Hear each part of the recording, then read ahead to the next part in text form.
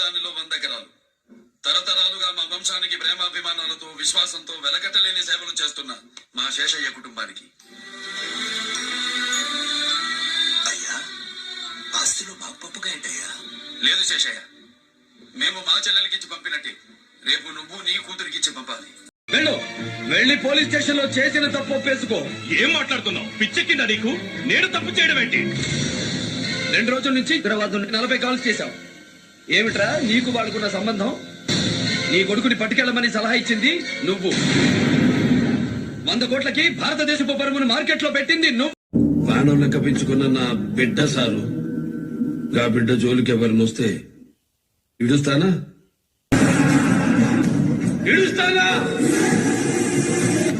కొడుకు చేసిన తప్పే, నేను చేసిన తప్పే. కావాలంటే మీ పాప దగ్గరికి వెళ్ళి నేను క్షమాపణ అడుగుతాను. నా వైపు చూడు, నా వైపు చూడు. నా కొడుకు నేను చేయొద్దు. నా కొడుకు అంటే నాకు ప్రాణం. వాడిని తీసుకుని